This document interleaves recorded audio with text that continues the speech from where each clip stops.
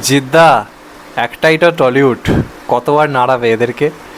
Hello friends, welcome to the new episode of my channel. আমি Prince. আজকে একটা দারুণ ব্যাপার নিয়ে কথা বলবো। মানে প্রচণ্ড এক্সাইটেড হয়ে গেছি সকাল থেকে, এবং এটা সত্যি কথা বলতে গেলে খুবই আনন্দের। যারা জিৎ ফ্যান্স তাদেরকে তো অবশ্যই, এবং আমি প্রথম থেকে যে জিদ্দার পাশে রয়েছে যখন কেউ ছিল না, সেই আমি বলছি 2020-21 কথা, প্রথম জিদ্দাকে নিয়ে কন্টেন্ট করা শুরু করি, জিদ্দার ডিটেলস নিয়ে ভিডিও করা শুরু করি, এবং প্রত্যেকটা মুহূর্তে যখনই জিদ্দার পাশ থেকে সবাই সরে গেছে, অন্য কাউকে নিয়ে প্রচুর পরিমাণে কথা বলেছে, আলাপ আলোচনা করেছে, আমি সেই সময় দাঁড়িয়ে জিদ্দাকে নিয়ে একা ভিডিও করে গেছি। তো আজকে যে কারণে আমি প্রচণ্ড খুশি, বাকিরাও হয়তো খুশি, আমি অস্বীকার করছি না, কিন্তু আমি প্রচণ্ড পরিমাণে আজকে হ্যাপি, এবং আমার মনে হয় জিদ্দা মানে সেটাই পেলো যেটা কোথাও গিয়ে ডিজার্ভ করে। প্রথম কথা, নেটফ্লিক্সের মতো এত বড় সিরিজে একটা লিড ক্যারেক্টার পাওয়া, সেটাকে নিয়ে এইভাবে হাই প্রমোশন নেটফ্লিক্সের তরফ থেকে, একের পর এক মানে ভয়ঙ্কর প্রমোশন, যেটা তাদের ওখানকার বড় বড় লোকেদের কাজ করা সিরিজ নিয়েও হয় না। সেটা শুধুমাত্র জিদ্দার ক্রেজের উপর ভিত্তি করে এত ভয়ঙ্কর প্রমোশন হচ্ছে, এই নিয়ে কোনো সন্দেহ নেই।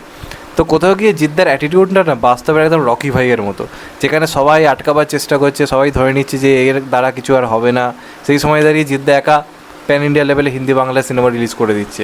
জিদ্দা একা বলিউডে কাজ করছে, তাও লিড চরিত্রে, যেটা এখনকার দিনে আর কেউ করে দেখাতে পারছে না, লিড ক্যারেক্টার পাওয়া। তো জিদ্দার অ্যাটিটিউডটা বরাবরই মানে বাস্তবে একদম রকি ভাইয়ের মতো। রকি ভাই তো যা করেছে সিনেমায়, মানে বাস্তবে রিয়েল লাইফে একটা অ্যাটিটিউড মেনে চলা, কোনো রকম কোনো লবিবাজির মধ্যে নেই, 1%ও পলিটিক্সের মধ্যে নেই, তাও জীবনে যে হাসিল করার করে নিচ্ছে শুধু নিজের মানে দক্ষতার মধ্যে দিয়ে গিয়ে, এত বাধা বিপত্তির মধ্যে দিয়ে গিয়ে। তো এই মানুষটার প্রতি এই রেসপেক্টটা এই জন্য আমার চিরকাল থাকবে। আমি নিজে খুব মানে আমার কাছেও জিদ্দা একটা কোথাও একটা ইন্সপিরেশন, মানে কীভাবে লাইফে নিজের অ্যাটিটিউড বজায় রেখে এগিয়ে যেতে হয়, সিরিয়াসলি জিদ্দা প্রতিটা মুহূর্তে শিখিয়ে এসেছে এবং শিখিয়ে আসবে। তো আজ কথা বলবো মূলত ফিল্মফেয়ার অ্যাওয়ার্ড নিয়ে।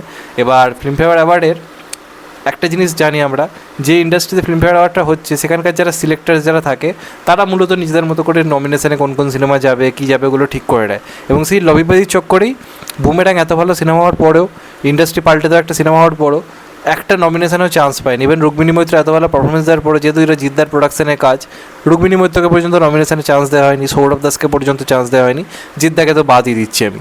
তো কোনো বিভাগেই বুমেরাং কোনোভাবে ঠাঁই পায়নি, এবং এটা টলিউড লবিবাজ থেকে হয়েছে, এটা আমরা সবাই জানি। কে কী সিনেমা যাবে, কে কোন সিনেমা সিলেক্টিভ হবে, সেই জায়গা থেকে জিদ্দা যেহেতু এই লবিবাজির অংশ নয়, তার কাজকে পুরো এক পেশে করে দেওয়া হয়েছিল। এবার ফিল্মফেয়ার অ্যাওয়ার্ড তো আর এইসবের মধ্যে নেই। ফিল্মফেয়ার অ্যাওয়ার্ড হচ্ছে পুরোপুরি একটা বলিউডের শাখা, তাদের ওখানে পাস শুরু হয়েছিল, এখন বিভিন্ন জায়গাতে হচ্ছে, যার মধ্যে ওয়েস্ট বেঙ্গল একটা। তো ফিল্মফেয়ার অ্যাওয়ার্ড এদের সিলেবাসের বাইরে থেকে একটা নতুন ধরনের অ্যাওয়ার্ড শুরু করেছে, গ্ল্যামার অ্যান্ড স্টাইলিশ অ্যাওয়ার্ড, যেটা মূলত কালকে হয়েছে JW ম্যারিওটে, ঠিক আছে? সেই অ্যাওয়ার্ডে একটা নয়, দুটো অ্যাওয়ার্ড ফিল্মফেয়ারের তরফ থেকে স্পেশালি জিদ্দাকে দেওয়া হয়েছে। তাকে তোমরা নমিনেশনে রাখোনি, তাকে তোমরা কোথাও রাখোনি, সে এলো তোমাদের সামনে এসে দুটো অ্যাওয়ার্ড নিয়ে তোমাদেরকে অ্যাটিটিউড দেখিয়ে চলে গেল। তোমরা কী ছিঁড়তে পারলে? Boss, this is called boss, he is the boss.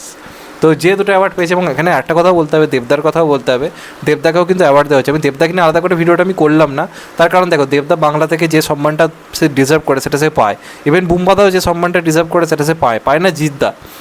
তো যখন দেবদার সাথে কিছু ভুল ত্রুটি কিছু ঘটে, আমি সেটা নিয়ে কথা বলি। আজকে দেবদাও এখানে একটা স্পেশাল অ্যাওয়ার্ড পেয়েছে, সেটা হচ্ছে মোস্ট গ্ল্যামারাস মেল আইকন। সেটা দেবদার ডিজার্ভ করে, দেবদা সেই অ্যাওয়ার্ডটা পেয়েছে, এবং আমি জানি ফিল্মফেয়ারের যে নমিনেশন হয়েছে সেখানেও দেবদা কিছু না কিছু মানে উপহার তো পাবেই, এই নিয়ে কোনো সন্দেহ নেই। যে কারণে আমি দেবদাকে নিয়ে আলাদা করে কথা বললাম না। দেবদাকে আমি কতটা রেসপেক্ট করি তোমরা সবাই জানো। এই ভিডিওটা পার্টিকুলার আমি এই জন্যই জিদ্দাকে নিয়ে করছি, কারণ জিদ্দা সেই সম্মানটা পায় না। এবার যে দুটো অ্যাওয়ার্ড জিদ্দাকে দেওয়া হয়েছে, দুটোই ভয়ঙ্কর পরিমাণে কিন্তু জিদ্দার মানে ডিজার্ভ করে। একটা তো মানে অবশ্যই ডিজার্ভ করার, সেকেন্ডটা মানে আমি মন থেকে চাইছিলাম এরকম কিছু একটা অ্যাওয়ার্ড পাক, তাও ফিল্মফেয়ারের মতো জায়গা থেকে, যেটা অলরেডি বলিউডের মতো একটা জায়গা, যেখানে বলিউডের সেই পেজ, যেখানে বলিউডে শাহরুখ সালমান আকসাদের রোজ পোস্ট আসছে, সেই জায়গা থেকে এরকম ধরনের সম্মান দেওয়া হচ্ছে। কী সেটা? একটা হচ্ছে মোস্ট স্টাইলিশ মেল আইকন, এই অ্যাওয়ার্ডটা পেয়েছে, তো অবশ্যই জিদ্দাকে কতটা স্টাইলিশ লাগে আমরা সবাই জানি। মানে ফোনেতে যতটা না সুন্দর লাগে, তার থেকে সামনে আরও 4 গুণ বেশি সুন্দর লাগে জিদ্দাকে, এটা আমি নিজে উপলব্ধি করেছি। সেটা তো অবশ্যই জিদ্দা ডিজার্ভ করে। কিন্তু সেকেন্ড যে অ্যাওয়ার্ডটা পেয়েছে, ট্রেল ব্লেজার মেল আইকন, এইটা জিদ্দা সত্যি কথা বলতে ডিজার্ভ করে। বাংলা ইন্ডাস্ট্রি তো জীবনে এটা দিত না, ফিল্মফেয়ার যাই হোক এই সম্মানটা দিয়েছে বলে ভালো লাগলো। ট্রেল ব্লেজার এই কথাটার অর্থ হচ্ছে সেই মানুষ, যে মানুষ হচ্ছে বাকেটে যেটা পরে ভাবে, সে আগে সেটা অলরেডি করে দেখায়। তোমরা চাইলে গুগলে গিয়ে সার্চ করে দিতে পারো ট্রেল ব্লেজার মানে, এটা বাংলা মানে হচ্ছে এটাই, যেটা এই লোকটা আজ করছে, বাকেটে সেটাকে পরে অনুসরণ করছে। একেবারে সত্যি কথা ভাই, যখন বাংলা ইন্ডাস্ট্রিতে কমার্শিয়াল সিনেমা ধসে গেছে, কেউ করছে না, সবাই অন্য ধারার সিনেমা করছে, জিদ্দা একা করে গেছে। রাবণ, চেঙ্গিস যে বছর এসেছে সেই বছর আর কোনো বাংলা মাস মুভি আসেনি। লোকটা বক্স অফিসটা তো এনেছে, মাস কমার্শিয়াল জোনটাকে তো বাঁচিয়ে রেখেছিল, সেটা তো ডিজার্ভ করে। প্লাস বাংলা সিনেমাকে যে হিন্দি এবং বাংলা একই দিনে রিলিজ করাতে পারে মুম্বাই সহ গোটা বাংলা জুড়ে, তার সঙ্গে সঙ্গে গোটা ভারত জুড়ে, সেটা জিদ্দা করে দেখিয়েছে, যেটা এখনও সবাই করবো করে এখন অবধি সেই লেভেলে করে উঠতে পারলো না, যেটা চেঙ্গিস করতে পেরেছিল। এবং তার সঙ্গে সঙ্গে আজকের দিনে দাঁড়িয়ে বাংলা থেকে মুম্বাইয়ের এত বড় সিরিজে মেন লিড চরিত্র প্লে করছে, তো এটা তো অবশ্যই জিদ্দা ডিজার্ভ করে। ট্রেল ব্লেজার যে অ্যাওয়ার্ডটা যেটা দেওয়া হয়েছে, এটা বাকিদের জাস্ট ফেটে যাবে যারা জিদ্দাকে বাদ দিয়েছিল, যে এইটা পেলো ভাই। তো আমি প্রচণ্ড পরিমাণে খুশি। ফিল্মফেয়ার সিরিয়াসলি ফিল্মফেয়ারের ওপর আমার রাগটা হয়েছিল, কিন্তু ফিল্মফেয়ার তো এখানে কিছু করার নেই।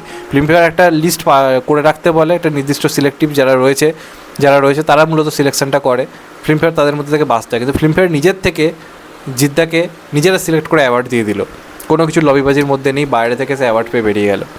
তোমরা বসে শুধু হাততালি দিলে মনের দুঃখে। দ্যাট ইজ কল্ড জিত। জীবনে জিত হওয়ার চেষ্টা করো, তাহলে লাইফে অনেক কিছু অ্যাচিভ করতে পারবে।